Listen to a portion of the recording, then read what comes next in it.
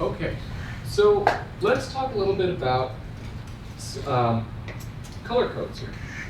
So remember, we said last time that resistors have little color code markings on them to tell us what values those resistors actually are. And the way that it works is that each color represents a number, 0 through 9. And I've written out the color codes up here. You guys can write them out on the test if you want. Or remember, there's that phrase that you can use to help you remember what they are. Big boys race our young girls, but violet generally wins. Okay? So if you can remember that, then you can remember the color codes there, and you don't have to look them up every time. So the way that the color codes work is that the first color represents the first digit of the value, the second color represents the second digit, and then the third color represents how many zeros you put after that. Okay? So, and then the last band at the end is something different. Who remembers what this last band is? Tolerance. The tolerance, exactly. Yeah. So the tolerance is how close the resistor has to be to its specified nominal value. So let's work through these together. So the first one, blue, what value is that? 6. Perfect. Black is 0. And then red means 2 more zeros. So this would be a 6,000 ohm resistor. And then what does the silver tolerance mean? 10%. Yeah. 10%. So what is 10% of 6,000? 600, exactly. So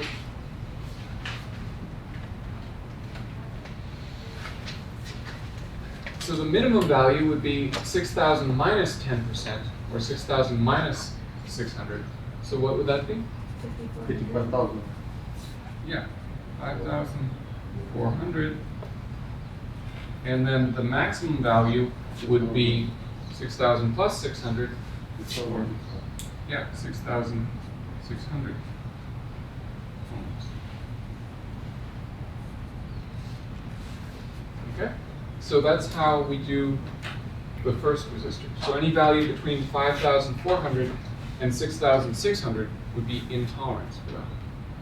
Any questions about that? Okay, so let's move on and do the second one. So orange is 3, green is 5, and yellow is 4 zeros.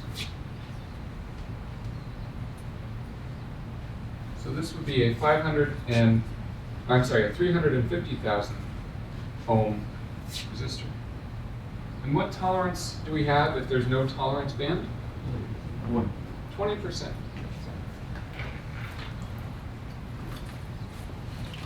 So the value of this resistor could be plus or minus 20%. So 20% of, what is 20% of 350,000? 70. Yeah. So remember the way that you calculate a percent for something like 20, if it's 20%, you multiply 0.2 times the number. So 350,000. So 0.2 times that would be 70,000. So 350 minus 70,000 equals 280,000. So that's the minimum value you could have. And then the maximum value would be 350 plus 70,000. So that 420,000. So any resistor value between 280,000 and 420,000 would be intolerance. So, any questions about that? Okay, perfect. So that's a brief review of color codes that we talked about last time. Did you guys get a chance to try the challenge software with the color codes? Anybody work on that one? Cool. Yeah, so that'll give you a little bit more practice working with the color codes. And then we'll be doing a lot of resistor things throughout the semester. We'll be using resistors in our lab today, so you'll get more hands-on practice that way too. Okay. All right. So today, we're going to talk about series resistors. Okay? First of all, we're going to talk about what series actually means. Well, okay, sorry. We're going to start with a brief review. So we're going to review what resistance is, why it's important, and then talk a little bit about multimeters, and then we'll go on and talk about series, what it means, why it's important. We'll learn how to calculate the total value of several resistors in series. And then we'll talk a little bit about engineering notation. You guys remember when we were using the meters last time, they had that little K mark, like 20K or 200K. We said that K stands for 1,000. So K is an abbreviation for 1,000. Well, engineering notation is a set of those abbreviations. So there's K for kilo, and then mega and giga for bigger numbers, and then there are abbreviations for smaller numbers as well. So we'll learn what those abbreviations are and how you can translate numbers from one of them to the other. And then we'll go on and do a preview of today's lab. So we'll start off by talking a little bit about Multisim. Multisim is a simulation program that runs on the computer that allows you to design circuits in the computer before you actually build them in real life.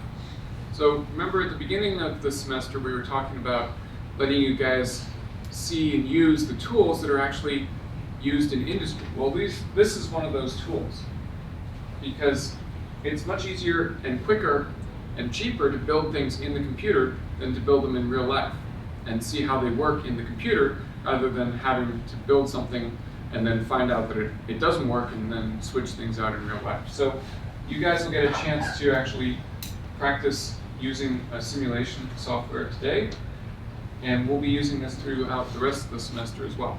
So we'll just get started on it today, and then we'll build a circuit on a breadboard. So we're going to be talking about series circuits in lecture. We're going to build a series circuit on a breadboard and measure the resistance there. So that's what we're going to be doing in lab today. Any questions before we get started? Okay, cool. So then let's do a brief review. So before we talk about what is resistance, let's just review quickly what is electricity. Simple definition. Flow of electrons. Yeah, the movement of electrons. So remember the electrons are those little tiny particles that orbit around the atoms, and when they move from one atom to the next, that's what we call electricity. So what is a simple definition of resistance?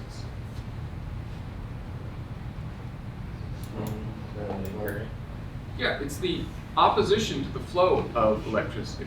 So it's the thing that makes it hard for those electrons to move from one atom to the next. Okay.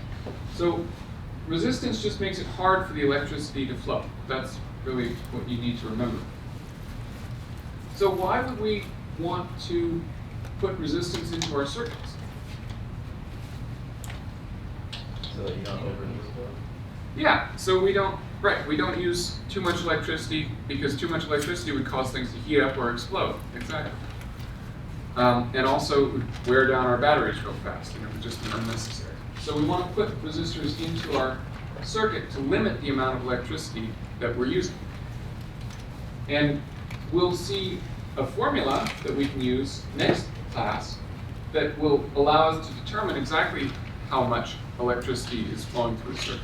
And it'll allow us to design circuits that have a certain amount of electricity flowing through them.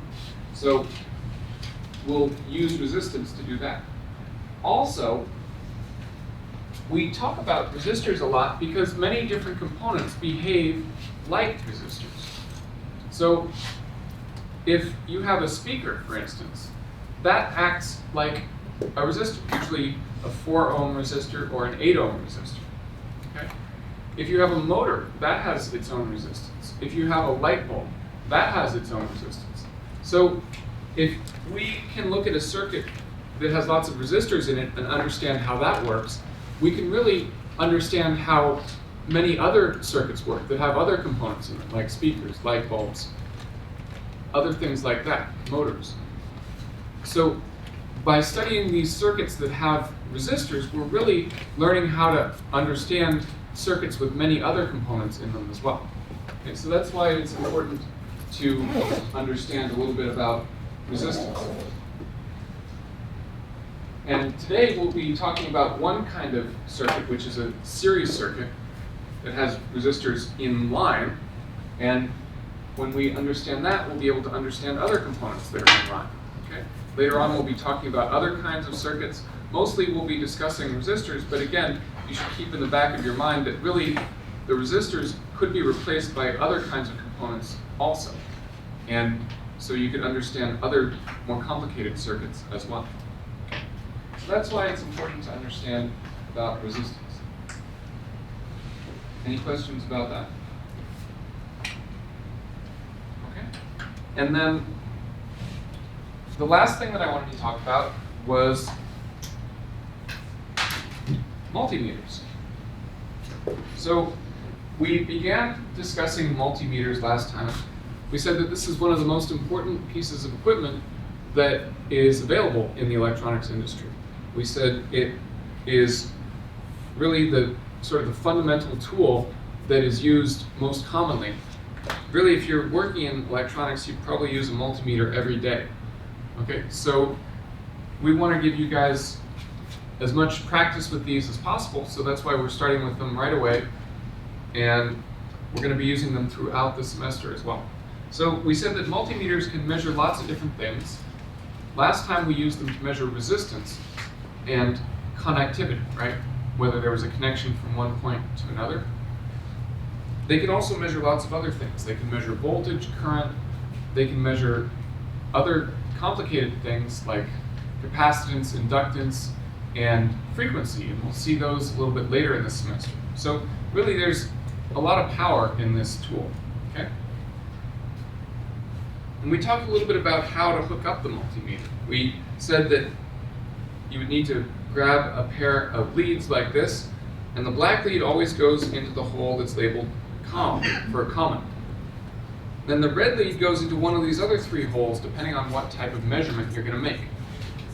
We're making resistance measurement yesterday and today, so we're putting the red lead in the hole on the right-hand side that's labeled V and omega. So that's the hole that you use to measure voltage and resistance. The other two holes are used for measuring current, and we'll see that a little bit later on in the semester. Okay? So that's how you hook up the meter. And then you have to determine where you're going to point the dial. So if we're measuring resistance, we're going to put it into the bottom left-hand quadrant here, which is labeled omega.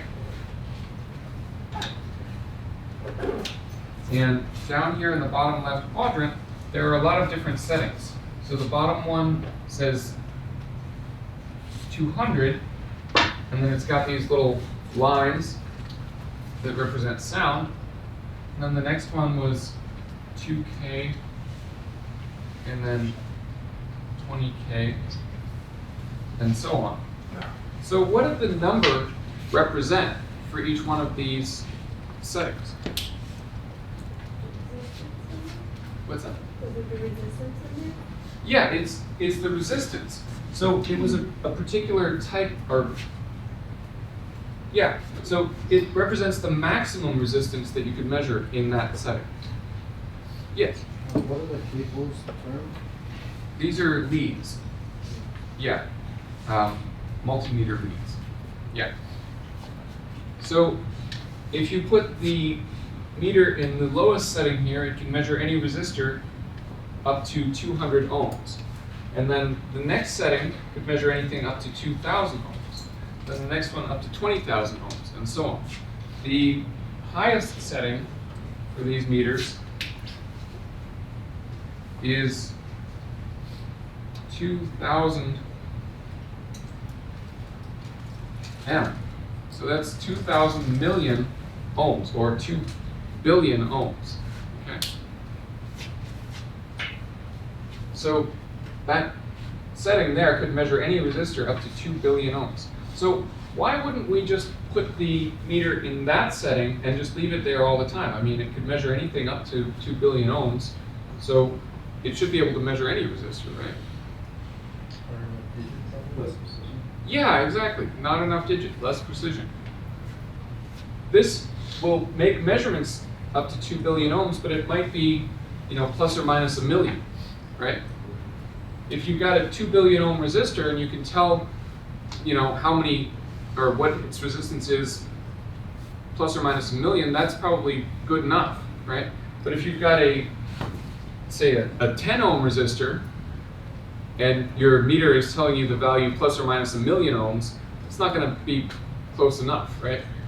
You need a little bit more precision. So what you want to do is you always want to put the meter in the lowest setting that you can, which doesn't give you an overload reading. Okay? That'll give you the maximum amount of precision that you can get. Does that make sense? Okay, cool. So that's a little bit about multimeters. Any questions about that? Okay.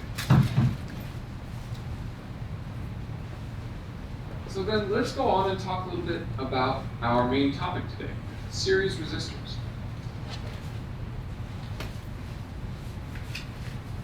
So first of all, let's just define what we mean when we say series.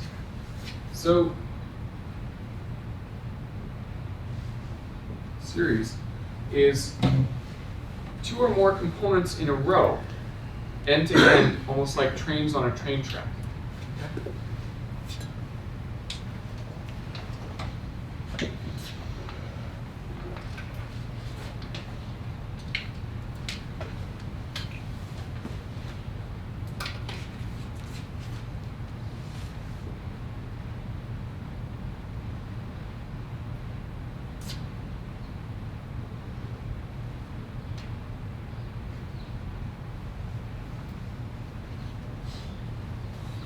So for instance, if we were talking about resistors, a diagram might look like this.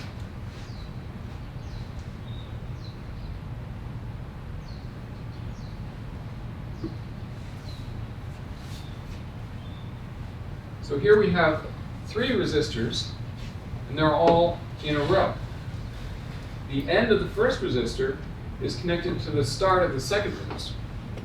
The end of the second resistor is connected to the start of the third resistor. So they're connected end to end, almost like trains on a train track. Okay? So if you have 2 or more components that are connected like this, end to end, we say that those components are in series. Okay? They don't all have to be resistors. You can have capacitors or inductors or speakers or motors or light bulbs in there. In fact, light bulbs are a good example. You guys remember old-fashioned Christmas tree lights? Those were connected in series. So you could have a string of like 50 Christmas tree lights, and they were all connected in series like this. So they were a bunch of light bulbs all connected in series. What happens is that electricity goes into the first one and lights it up, then it flows out, and then it flows into the next one and lights it up, flows out, and so on down the line. So the problem with that type of arrangement is that if one of these light bulbs burns out, now the electricity can't flow through it anymore. So it has no path to go through. So that's why one light burning out would take out the entire string. Okay. So modern Christmas lights are hooked up in a configuration that we call parallel. And we'll talk about that in a couple of classes. But the way that that works is that items are all hooked up side by side. So if one of them burns out, the electricity can still flow through the other ones, and it doesn't take out the whole string. Okay? So that's just old-fashioned Christmas tree lights are just one example of a series circuit. Yes? What's inside of a resistor that causes it to stop the flow of electricity? What, is it just a thicker piece of metal, or what's inside of it? it's a different type of material. So some materials, like metals, conduct electricity very easily, and then other materials like glass or fiberglass or other things do not conduct electricity very well. We call those insulators. So the way that resistors are made is that there are several different ways to do it, but basically you have some material which is a conductor, and you combine that with a material which is an insulator. And so the more of the conductor that you put in, the easier it is, and the more of the insulator you would put in, the harder it would be for the electricity to flow. So if you wanted to make a low value resistor that had a lot of electricity flowing through it, that was easy for the electricity to flow through, you would mix in a lot of the conductor. If you wanted to make a high value resistor, you would mix in a lot of the insulator. Yeah. Other questions? Yeah. Many of the modern circuitry is parallel.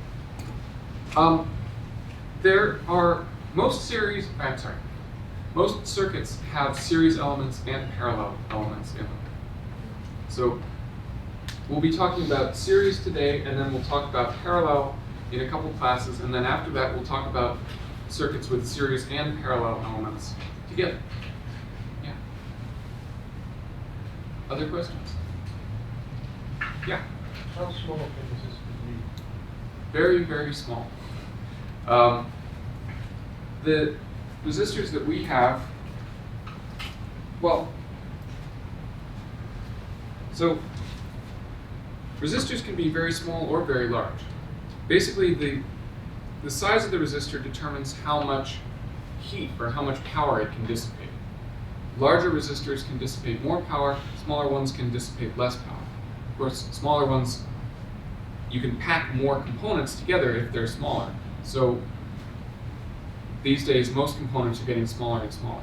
These components that we have here are called through-hole components, because if you were attaching them to a circuit board, you would need to drill holes through the circuit board and then poke the little wires down into the circuit board in order to attach them. These smaller components are often surface mount components, which means that if you were going to attach them to a breadboard or a circuit board, they would actually sit on the surface of that circuit board. So the smaller components are typically surface mount components. And then beyond that, you can get even smaller. You can have resistors that are built into silicon wafers. So, when you have a processor or a chip that runs calculations for your phone, for instance, that's made on a silicon wafer. Well, those silicon wafers contain lots of different components. So they contain little transistors, they contain capacitors, and they also contain resistors that are actually built into the silicon itself. So it's a really cool process. They etch out little designs, and then they fill them with various materials to actually create resistors and transistors and other components right there in the silicon. So that's microscopic. Literally, you would need a microscope to see it. Yeah. But when you get that small, they just don't handle very much power. Okay. Yeah. Other questions? Yeah. Is that what they use for phones and cameras and? Yeah, the microchips are used in phones and cameras to do all the processing and record data and things like that. And they have the little resistors and components etched into them. And then typically phones and cameras also have circuit boards built in as well that connect chips to memory, to sensors and things like that. And those circuit boards often have surface mount components on them. So again, small components to fit a lot of different things in a small package, but not quite as small as on the chip itself. Yeah. Yeah. Other questions? Okay, cool. Okay, so that's what series is. It's two or more components in a row, end to end, like trains on a train track, right? So let's talk about why that's important. We talked a little bit about it. We said basically that many or most circuits today have elements in series and elements in parallel in them. So we need to be able to understand both series and parallel circuits in order to understand almost any kind of circuit that we're analyzing, and also to design our own circuits, right? And remember, we said that resistors can be stand-ins for lots of other components. So if we can understand a series circuit with resistors, we can understand a series circuit with speakers or motors or lights or you name it, right? So that's why it's important to learn a little bit about series circuits. So let's talk about how we can calculate the resistance of several resistors in series. So what I mean is, if I have 3 resistors like this, say I know the value of each one, I'd like to know the value that I would see if I put a meter and measured it from one end to the other. Okay? So for series circuits, the total resistance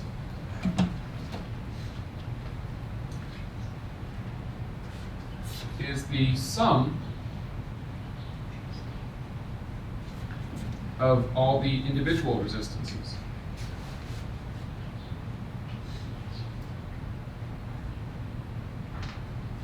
Okay, so let's do an example. Say we had a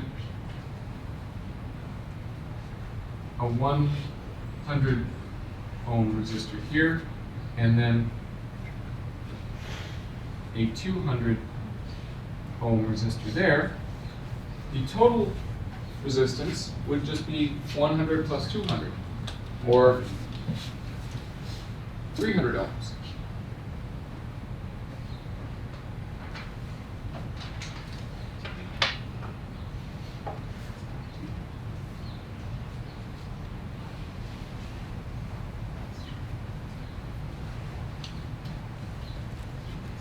Sometimes we call this the equivalent resistance because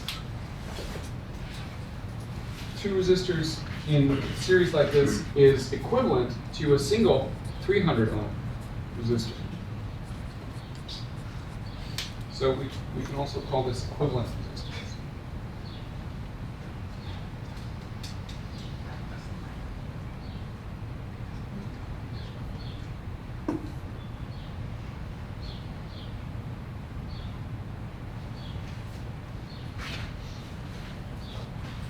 So those two terms are interchangeable, total resistance or equivalent resistance.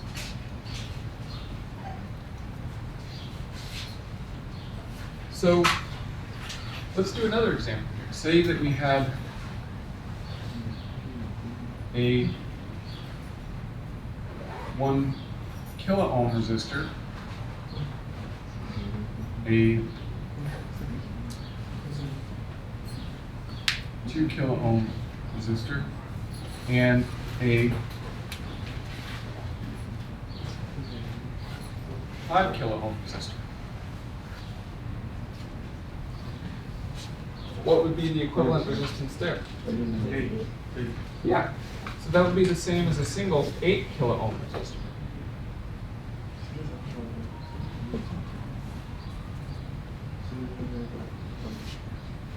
Okay, so not too bad for the math, right? Yeah. Would the benefit be that each one would handle less of the heat or generate less heat? So, yes, if you had each one, if you had several resistors in series like this, then each one would generate less heat than just a single resistor. But typically we don't actually put 3 or 2 or 5 resistors in a row, unless you're specifically dealing with heat. Often, though, we will put several different components in a row. So, for instance, we might have a light bulb and a resistor in series in order to determine or control the amount of electricity that's flowing through the light bulb. So, in that case, we would need to understand the total resistance of that circuit in order to figure out the amount of electricity flowing through it. So even though we're drawing circuits that have just resistors in a row, we typically wouldn't have lots of resistors in series like that. Yeah. Other questions? Okay. All right. So that's a little bit about how you can calculate the total resistance or equivalent resistance for resistors in series. So let's switch gears here for a minute and talk about something called engineering notation. So engineering notation is this shorthand way of writing really big numbers or really small numbers. So engineers are basically lazy, okay? That's what it comes down to. I studied as an engineer, so I would know. So we don't like to write out really long numbers. We don't like to spend a lot of time writing lots of zeros for big numbers or lots of zeros beginning of really small numbers. So instead of writing out lots of zeros, engineers came up with this shorthand way of writing out really big and really small numbers, and it's called engineering notation. And this is something you guys have probably heard before in sort of your day-to-day life, especially when you're talking about computers. So you've heard about kilobytes and megabytes and terabytes, right? Well, those are all examples of engineering notation. What about millimeters? Centimeters? Those are also examples of engineering notation. Kilometers, right? You got that kilo prefix, like a kilobyte, a kilometer. These are all examples of engineering notation. So you guys have probably heard it before, and you just might not have been aware that that's what it was called. So we have a table written out for you guys in the book. You don't have to pull it out right now. I'll do it up on the board, but just so you know, it's there on page 59 if you need it in the future.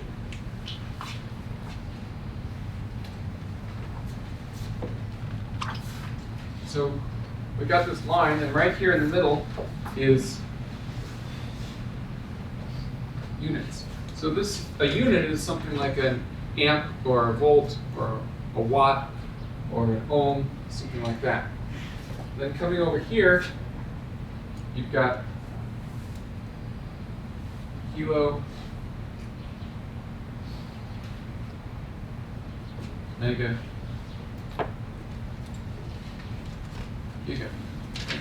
So we said kilo stands for 1,000, right?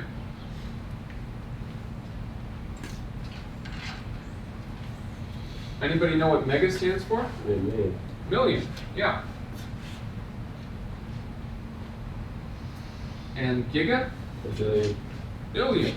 Exactly. So that would be 9 zeros. So if we wanted to write out a giga ohm, we would have to write out 1 followed by 9 zeros. But like I said, engineers are lazy. We don't want to do that. So instead, we just write 1 giga ohm. And in fact, engineers are so lazy that we don't like to write out the whole word. We actually have an abbreviation for the abbreviation. All right? So instead of writing giga, you just write a capital G. Mega is a capital M. Kilo is a lowercase k. And there's units. And then we have abbreviations for the smaller numbers as well. So going down this way, we have milli, and then micro, and then nano. Okay? So anybody know what milli stands for? 1,000. Yeah, 1,000, right? So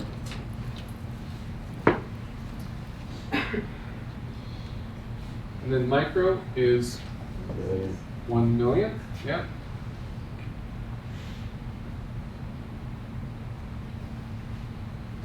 And so nano is 1 billion. See, it's kind of symmetrical, right?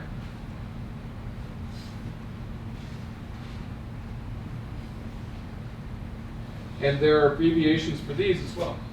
So milli is a lowercase m. Micro, we've already used two m's here, so we kind of run out of m's. So what we use instead is this Greek letter for m. Turns out it actually looks like a U with a tail on it. This is called mu, okay?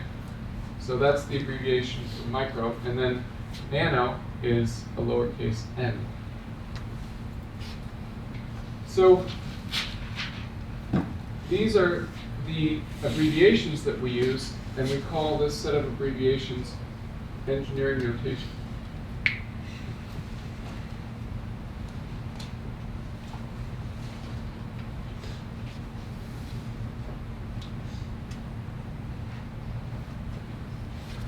Okay? So oftentimes we will need to convert from one set of units to another. Okay? So we might want to go from kiloohms to ohms, or from microamps to amps, or something like that, or from megawatts to gigawatts. So we need to be able to know how to convert from one unit to another. So there is a formula or a procedure that you can use. So for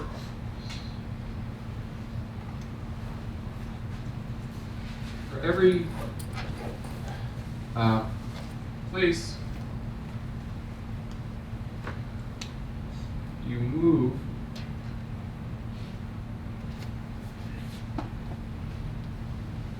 on the line, you move the decimal point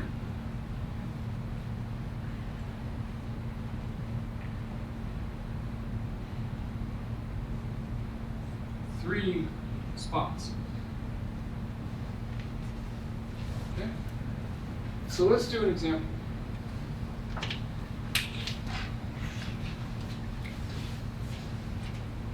Say I wanted to convert 26 kiloohms to ohms.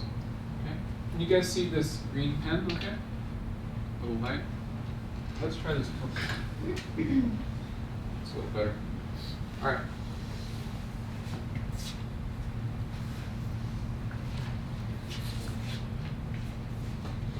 So 26 kiloohms to ohms. So what I'm going to do is that I'm going to start by writing out 26.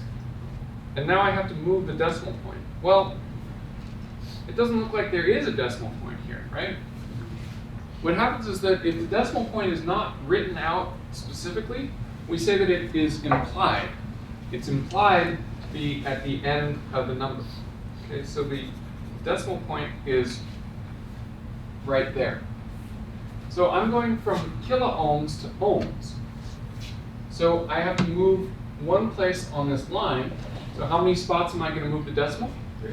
3. Exactly. And I'm moving to the right on the line, so I move the decimal point to the right in my number. Okay? So I'm going to start here. I'm going to go 1, 2, 3 places. So it's going to end up right there. And then anytime I see one of these little swooshes, I just fill in a 0.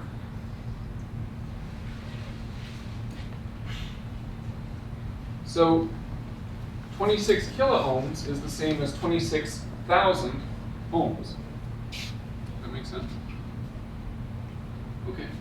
So then we can go the other way as well. So say that I wanted to convert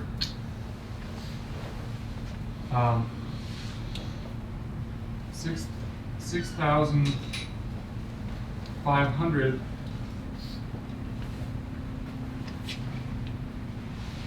nanoamps into milliamps. Okay? So I'm going from nano to milli. So what I'm going to do is that I'm going to write out the number.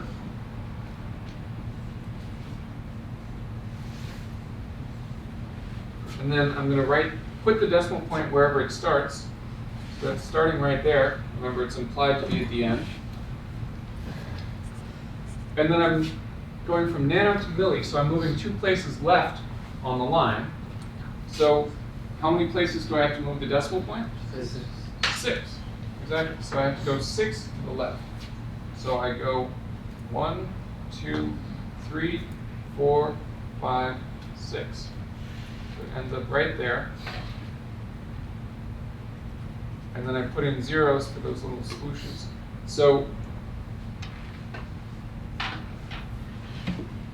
6,500 nanoamps is the same as 0.0065 milliamps. Okay? Questions about that? We have some practice for you guys to do so you get familiar with this. On page 61 in your lab book, we have a sheet of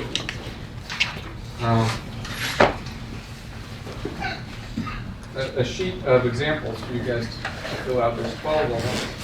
So you guys should do that when you have a chance.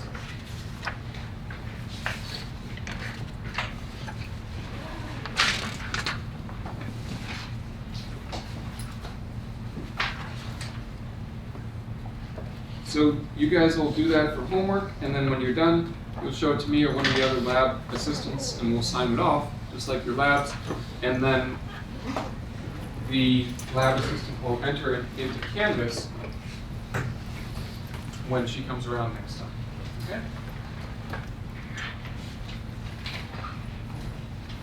So any questions about engineering notation?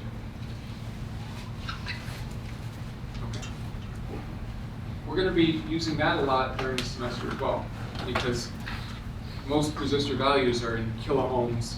Most of the current values that we see are in milliamps. So we'll be going back and forth between these values quite often. Okay? So that's a little bit about engineering notation.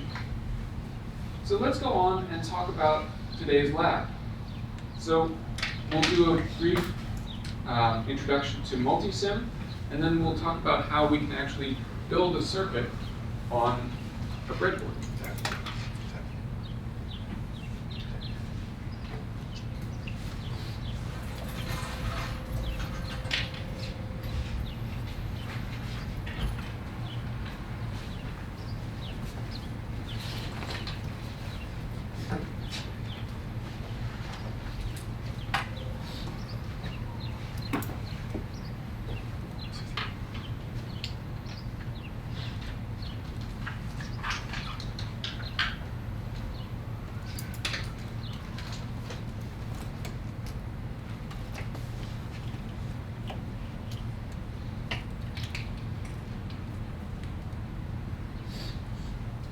Okay, so we're going to go to the instructor files drive and then click on the ET302 folder, and we're going to go to L06 Series Circuits and Multisim. And inside this folder, there are a number of files. These are Multisim files, and these are going to be a starting place that you can build on when we're working with Multisim. Okay. So, first of all, let's take a look at the lab book and see what we're supposed to do.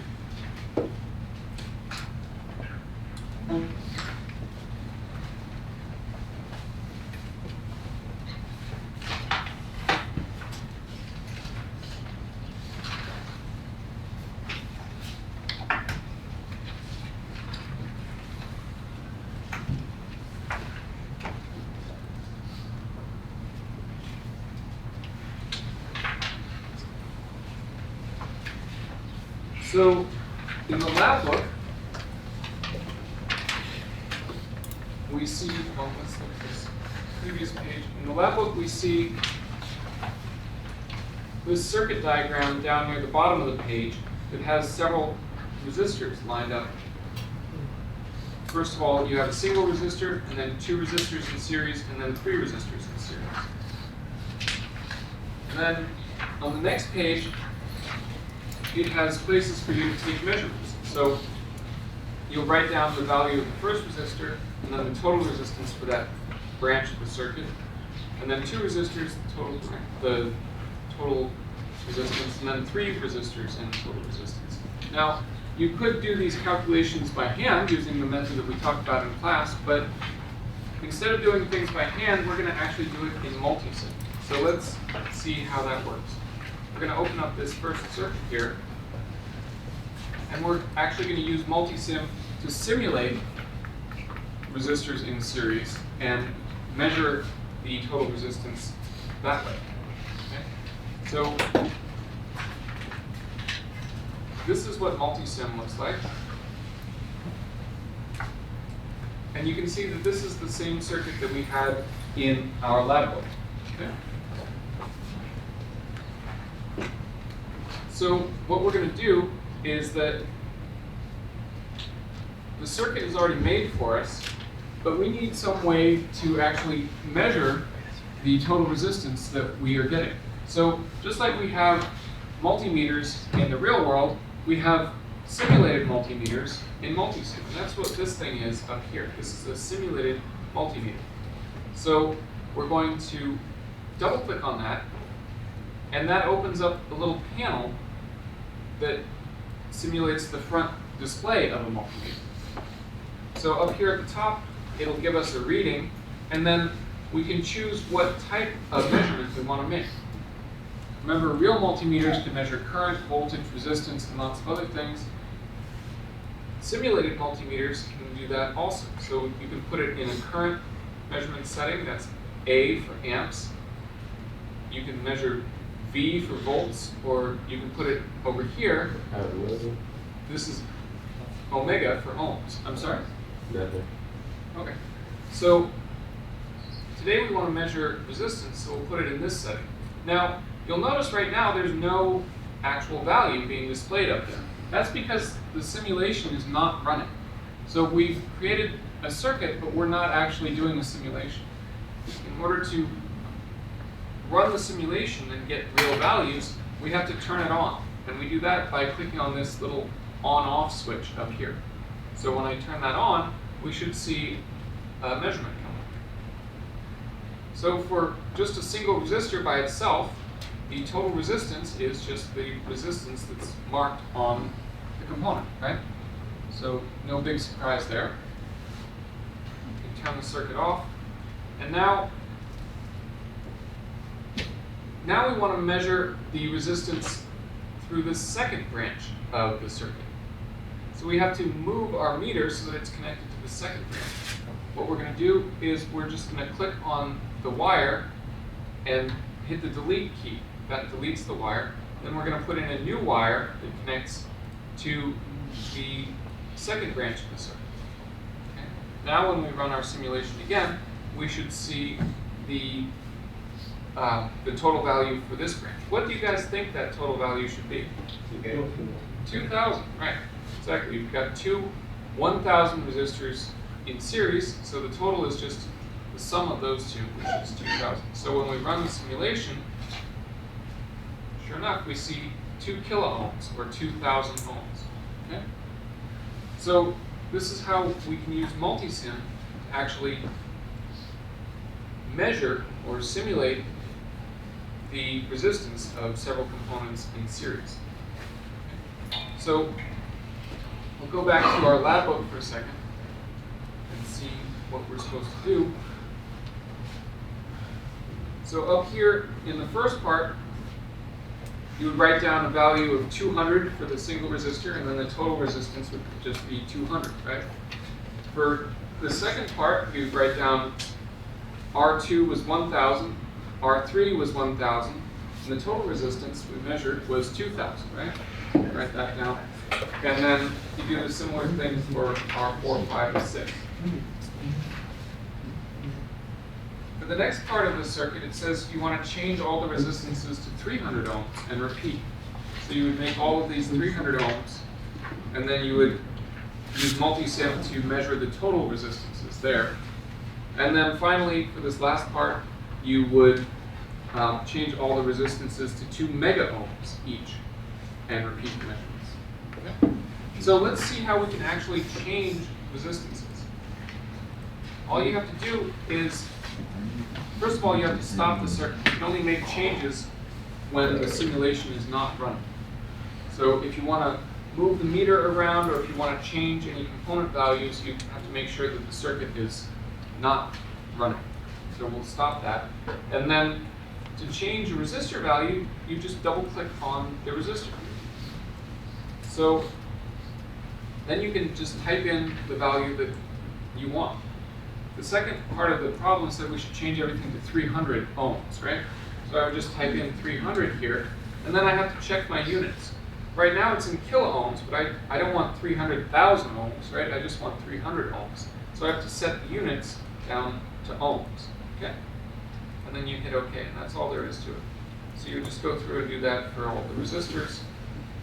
And this is what I mean when I say that simulations make it really easy to try around different values for different components, right?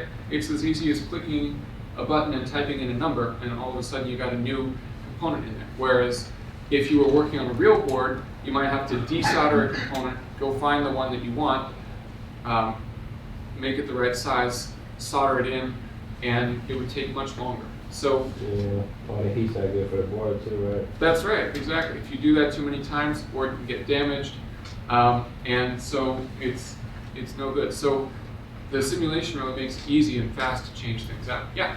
But the resistors, they do have a like the percentage, all right? So when you measure it, it wouldn't come out to exact numbers every time. No. That's exactly right. Yeah, that's a very good point. When we're doing measurements here in the computer, and we put in a 300 ohm resistor value, it's going to be exactly 300 ohms. But in real life, like you point out, no resistor is exactly what it says it's going to be. So there is some slight variation.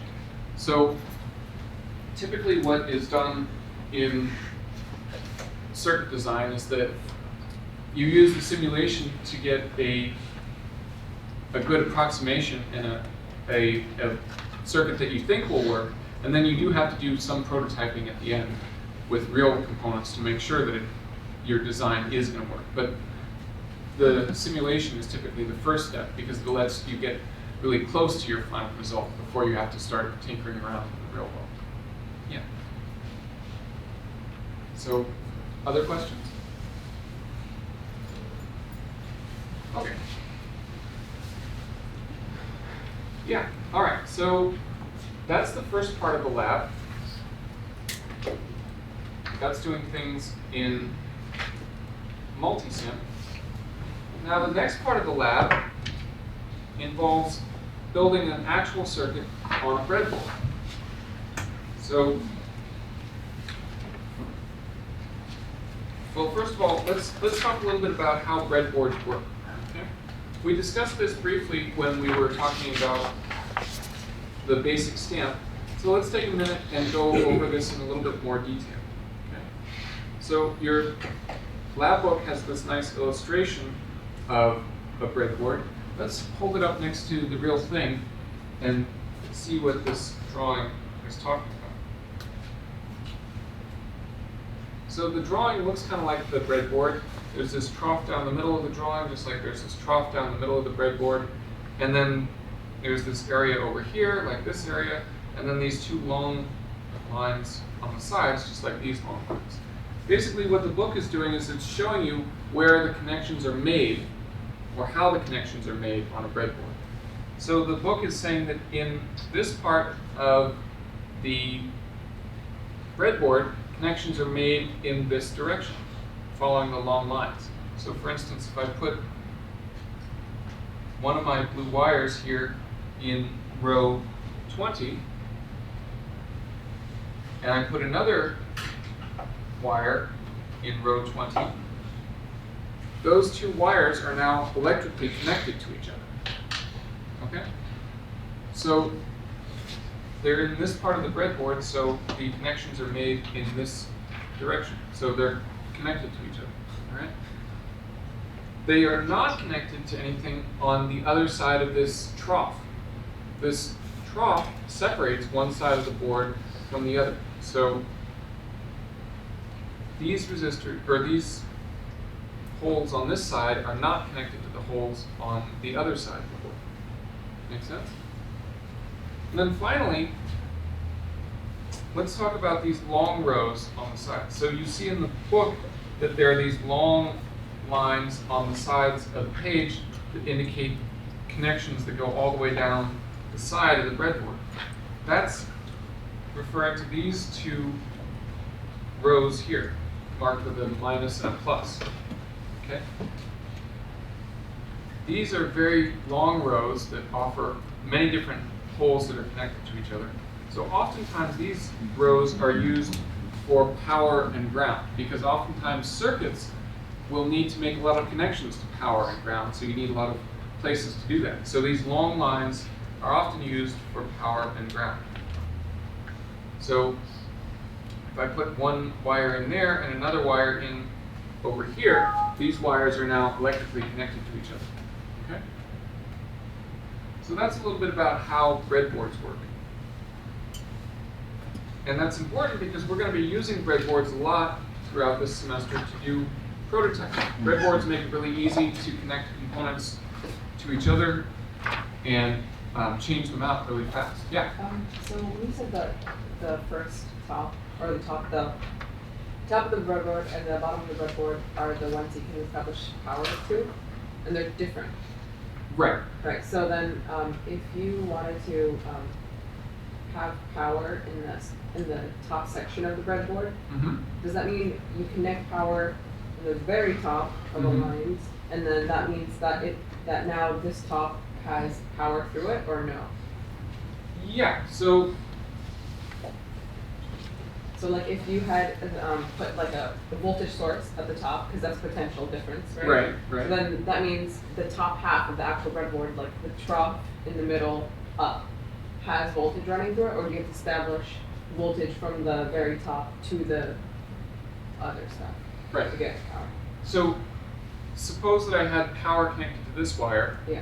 and I plugged it in here, then that would say it was 5 volts connected to this wire. I would then have 5 volts connected to this entire line here, but only this line. Okay? If I wanted to have that somewhere else, I could use another wire to connect that to a different part of my board. But when I plug it in there, it connects it to all these holes and only these holes in this row. So the plus is, in the plus and minus, it doesn't really matter. It just, one of them can act as ground or the other. Right, exactly. They're just, all of the markings on this board are just sort of there to help you sort of remember or visualize different things. They're kind of like cues for you, but they don't have any significance in terms of the way the board is constructed. Yeah. So you could plug in 5 volts to this top row, or you could plug in 5 volts here, or you could plug in ground here, or minus 10 volts. So It's just what you want. So then, say you made like some kind of contraption or something, Mm-hmm. like that 5 volts was coming into the top of the breadboard, and then you Mhm. connected it to a light. Mm-hmm. It doesn't matter if that light is being specifically put back to the ground. It just matters that it's there and it's connected to power, right? So it doesn't have to like connect into like a loop kind of thing. Well, a circuit is always a loop. So in order for electricity to flow, it has to start at a power source and end up back at that power source. So if you wanted your light bulb to turn on, you would need to get power from the power source and then connect it to the light bulb, and then have the other side of the light bulb connected somewhere back to the the negative side or the ground of your power source. Okay, So so it- if I had like an LED, I would make sure that that end of the LED would go back to the negative side, or that other side. yeah, Okay. yeah. Oftentimes, just to make it convenient on yourself, or easy on yourself, we'll put power at the top of the board and have another wire for ground at the bottom of the board. But that's just a convention. That's just a way to make it easy for you to see what's going on in the circuit. Yeah. Yeah. So on the basic stamp, excuse me, the ground, the VSS was like kind of just implied, like, okay, if you just connect it here, you know it's grounded, you're good. On this one, does it have to, once it connects to the ground row, does it have to go somewhere else too, or is that ground row gonna put it back to the power source completing the circuit? Yeah, that's a great question. So the basic stamp had a power supply built into it, really. So the VDD was a 5-volt power supply built in, and the VSS was the ground for that power supply. So we could connect things to 5 volts and ground right on that breadboard. But here, there is no power supply built in. So if we want power, we will have to use our own power supply. So to answer your question, you would have to connect these wires to the power supply in order to get power to them. There's no other place directly on the board where you could connect them. And we'll talk about how to use power supplies in a couple of lectures. I think he said there's one of them already grounded, like on the other one we use. No, there's no line here that is specifically grounded. So you have to connect something for it to be grounded. Yeah, you would have to connect it to the ground or the negative terminal on the power supply. You had a question. So I don't know if this would actually work, but just like for the sake of, so I can visualize it. So if you had like a 9-volt battery right next to the breadboard, and you just had the positive end connected to the wire running into the positive side, and then the negative end running into the negative, would that be considered grounded? Yeah. Well, yeah. So ground is sort of a confusing term, but yes, that would. What you just described would create voltage difference, and you'd be able to power circuits with it. Yeah. Yeah. Yeah. So I think just for me to understand and repeat what he was saying. Mhm. So in the bulb breadboard that we used, Yeah. we connected VDD, which was power source. Yeah. Okay, to P1. Yeah. And then along the P's now, there is power. So then you want to make another connection, let's say P5 to VSS to ground. So the basic stamp breadboard worked a little bit differently than this breadboard. So the basic stamp breadboard had all those pins P0 through P15 along the side. Each one of those pins was independent from all the rest. So even though So this board is a little bit different than that one. This one has these long lines that run down the side that are all connected to each other. The breadboard that we used on the basic stamp had kind of a long line that looked similar, but in that case, each pin was separate and independent. So connecting power to one of the pins would not connect it to all the other ones. Okay, then my question is, what was the point of us connecting to VSS and that? So when we were looking at the basic stamp, what we were doing is we were measuring the voltage on one of the pins, and then we were making a decision based on that. So if it was a high voltage, we would do one thing. If it was a low voltage, we would do something else. So we connected the wire from the pin to VDD in order to give us a high voltage and tell the program to do one thing. And then we connected it to VSS to give us a low voltage and tell the program to do something else. I see. Mhm. Yeah, great question. Other questions? Okay. Okay, so we're going to use the basic stamp in order to construct some circuits today. Yeah, right. I'm thinking about the basic stamp now. We're done with the basic stamp. We're going to use a breadboard to construct some circuits today. All right. So the first thing we're going to do is we're just going to measure the resistance of a single resistor by itself. Now that's pretty easy to do. You guys did that last time, right? You remember that in order to do that, you put the meter into the resistance measuring mode, and then you take one of the resistors and you just grab both ends of that resistor. Okay. And then when you do that, the meter will show you the resistance value for that resistor. So with this first circuit, which is just a single resistor, you would write down that R1 was 9.84 kilo ohms in this case, and that would also be the total resistance. Okay? Not much to that. For the second circuit, it gets a little bit trickier. For the second one, we're trying to measure two different resistors. Okay? So first of all, we would measure each one by itself and write down the values here for R1 and R2. But then we need to measure the total resistance. It would be hard to have just our clips, to just use our clips and measure the total resistance of two resistors in series, because they'd be, sort of clipped on one side and clipped on the other and kind of floating around. So this is where we need to use our breadboard. So what we're going to do is we're going to use our breadboard to build a series circuit, just like it's shown in the book. So we want to build a series circuit where one resistor is connected in series to the next one. Okay? So what I'm going to do is I'm going to start by putting one lead, or one end of my resistor into the one hole in the breadboard, and then the next leg of my resistor into another hole in the breadboard. Doesn't matter exactly where they're going right now, as long as they are making good connections in the board. So let's zoom in here a little bit.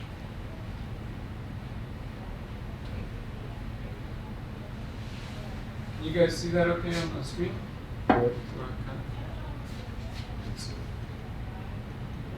Alright, so I've got my resistor in the board now, the first resistor. Now I want to put a second resistor in. So remember, series means that the end of the first resistor is connected to the start of the second resistor. So I want to connect the end of this resistor here to the start of my next resistor. So that means I'm going to put the next resistor in this same row. So I'm going to take my next resistor and plug it into that row.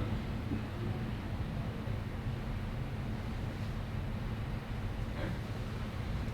So now the start of the first resistor, or the end of the first resistor, is connected to the start of the second resistor because they're in the same row.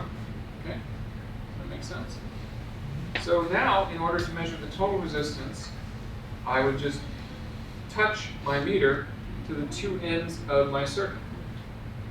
So that's the same as connecting the meter there and there. Some people like to clip the meter onto the ends of the resistor legs like this.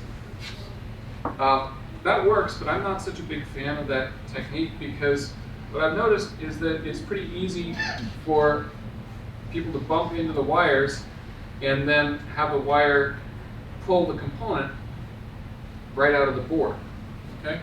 So that causes a lot of heartache because you spend all this time building the circuit just the way you want it, and then you go to make your measurement and it's not working, and you look back at the board and now your circuit is torn apart and you can't remember exactly where the resistor was supposed to go, and it's just a hassle. So I don't like to do it that way. If you want to clip onto something, I would recommend grabbing onto the ends of one of these jumper wires. And then you can plug the jumper wire in the same row as your resistor. The jumper wires are a little bit longer than the other components, so they have a little bit more give in them, so they're less likely to get pulled out. Also, they're a little bit wider than the other components, so they make a little bit tighter connection, so they can hold on a little bit better. So if you're going to clip onto something, I would say clip onto the jumper wires. Okay. All right. So you do that, and then you make your total measurement there, and you would write down the value there, and then you can do a similar thing for this next circuit where you have 3 resistors in series. So again, you would measure each one by itself to start out with, and then you would put them together in the board. You can just build on the last circuit.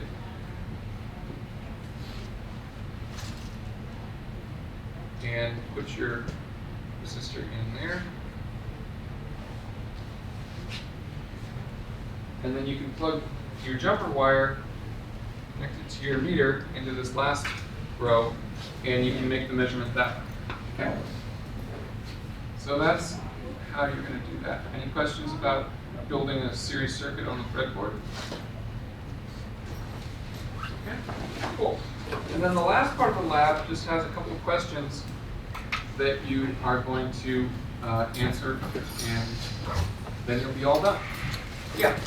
So with the lab, we don't need to put the total for R1 and R2, we just sort of work them together. Yeah, in the lab you would measure R1 and R2 individually, and you write down the individual measurements And then there. you put it in the circuit and you get the total. Yeah. Alright. And then like a diagram, we're using 1 kilo ohms resistors. Yes, yes. So I brought other value resistors with me, but you guys will use 1 kilo ohm resistors. Yep. Alright. Other questions? So we're basically putting these 2 circuits. There's actually 3. Well, yeah, there's a single resistor, then 2 resistors in series, and then 3 resistors in series. Yeah. Alright. Anything else? Then let me take attendance, and then I'll let you go.